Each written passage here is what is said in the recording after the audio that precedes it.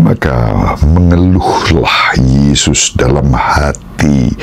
Injil hari ini menunjukkan kepada kita Yesus menyampaikan keluhannya, keluhan dari kedalaman hati.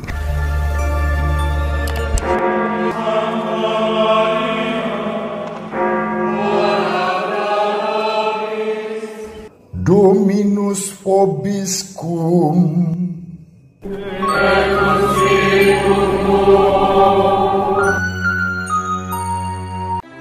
Sahabat peradaban kasih ekologis yang terkasih, selamat berjumpa dalam renungan harian bersama saya Romo Alois Budi Purnomo PR melalui channel ini. Semoga panjenengan selalu sehat, tetap semangat tanpa sambat, dan selalu bahagia, kebahagiaan yang bersumber dari Tuhan Allah kita.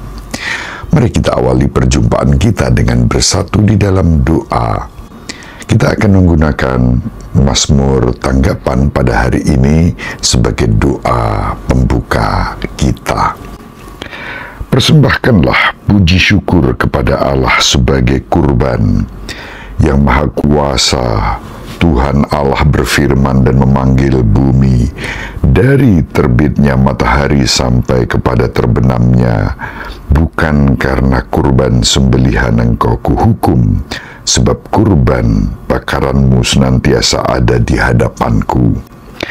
Apakah urusanmu menyelidiki ketetapanku dan menyebut-nyebut perjanjianku dengan mulutmu, padahal engkau yang membenci teguran dan mengesampingkan firmanku? Engkau duduk dan menjelek-jelekkan saudaramu, engkau memfitnah saudara kandungmu. Itulah yang engkau lakukan. Apakah aku akan diam saja? Apakah kau kira aku ini sederajat dengan kamu? Aku menggugat engkau dan ingin berperkara denganmu. Kemuliaan kepada Bapa dan Putra dan Roh Kudus, seperti pada permulaan, sekarang, selalu, dan sepanjang segala abad. Amin.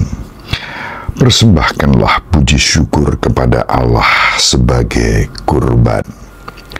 Sahabat peradaban kasih ekologis yang terkasih, kita baca Injil Markus bab 8 ayat 11 sampai 13.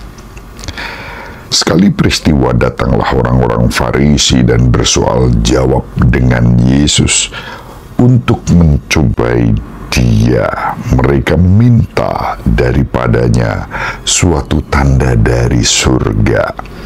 Maka mengeluhlah Yesus dalam hati dan berkata, "Mengapa angkatan ini meminta tanda? Aku berkata kepadamu, sesungguhnya kepada angkatan ini sekali-kali tidak akan diberi tanda." Lalu Yesus meninggalkan mereka. Ia naik ke perahu dan bertolak ke seberang. Demikianlah sabda Tuhan. Terpujilah Kristus.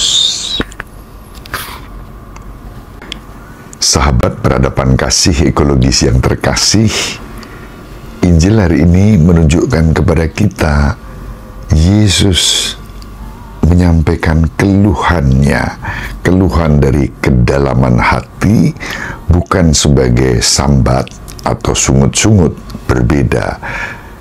Keluh kesah yang berasal dari dalam hati, di kedalaman hati, karena keprihatinan.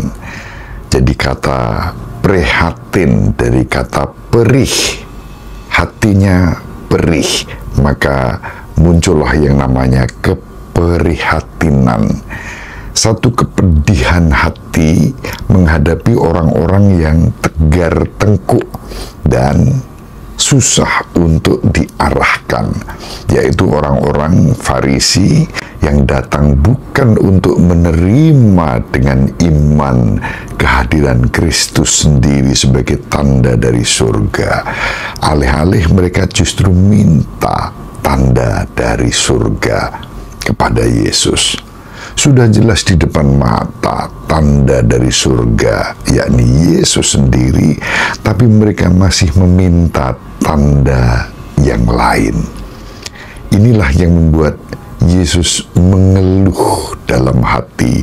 Di kedalaman hatinya, Tuhan kita Yesus Kristus prihatin, hatinya pedih melihat orang-orang Farisi itu. Jadi berbeda dengan sambat, keluh kesah, atau sungut-sungut.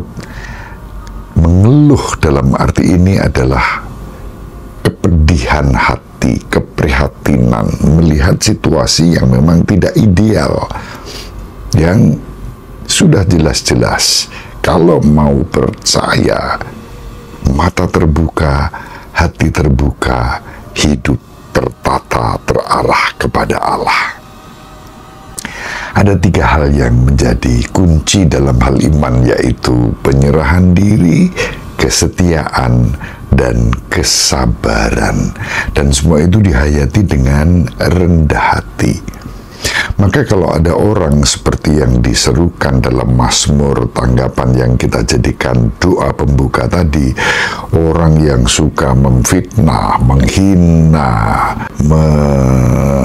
menyebarkan hal-hal yang tidak baik tentang sesama, termasuk juga saudara, tidak berkenanlah tindakan itu di hadapan Tuhan.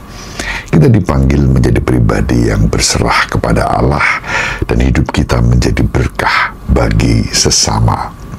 Mari kita saling mendoakan agar kita diberi rahmat, mampu berserah dengan setia dalam kesabaran bersama Kristus yang terus mendampingi siapapun untuk bisa percaya dan menerima bahwa dialah Putra Allah yang Maha Tinggi yang menjadi manusia untuk menyelamatkan kita.